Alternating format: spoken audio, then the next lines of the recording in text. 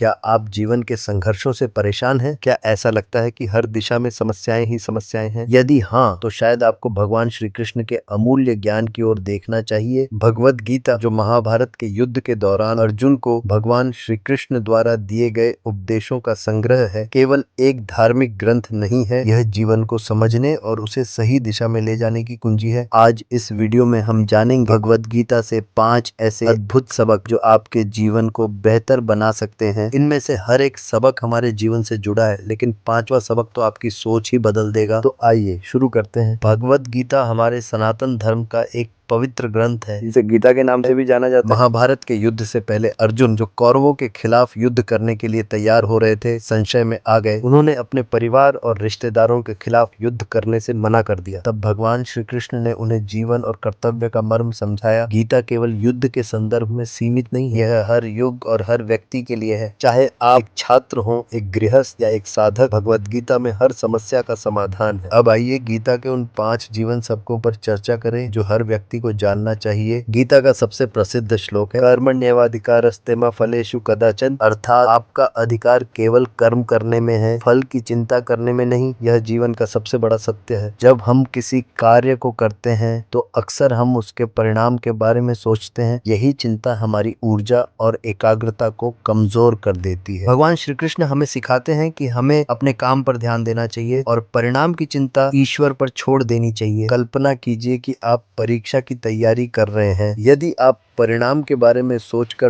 डरते रहेंगे तो पढ़ाई पर ध्यान नहीं दे पाएंगे, लेकिन यदि आप बिना फल की चिंता किए अपनी पढ़ाई पर ध्यान देंगे तो सफलता सुनिश्चित है। तो आज से जब भी आप कोई काम शुरू करें, यह संकल्प लें कि आप केवल अपनी मेहनत पर ध्यान देंगे, चिंता करना छोड़ दें, क्योंकि चिंता से नतीजे नहीं बदलते। भगवत गीता में भगवान श्री कृष्ण कहते हैं, न जायते म्रियते व कदाचित, आत्मा न कभी जन्म लेती है और न कभी मरती है। हमारे जीवन की सबसे बड़ी समस्या है मृत्यु का भय। गीता हमें सिखाती है कि मृत्यु केवल शरीर का अंत है, आत्मा का नहीं। आत्मा अजर अमर है और ये एक शरीर से दूसरे शरीर में स्थानांतरित होती रहती है। एक दीपक की लौ को देखें, जब वह बुझती है तो क्या ऊर्जा नष्ट हो जाती है? नहीं। उसी प्रकार जब हमारा शरीर नष्ट होता है तो आत्मा केवल अपना रूप बदलती है। मृत्यु का भय त्यागें और जीवन को एक नई दृष्टि से देखें। अपने प्रियजनों के साथ अधिक समय बिताएं और जीवन को हर क्षण जिएं। भगवत गीता में भगवान श्री कृष्ण कहते हैं, समत्वम योग उच्यते, अर्थात सुख और दुख में समानता बनाए रखना ही सच्चा योग है। जीवन में उतार चढ़ाव आना स्वाभाविक है, लेकिन हमारी असली परीक्षा तब होती है जब हम इन परिस्थितियों का सामना कैसे करते हैं। सुख के समय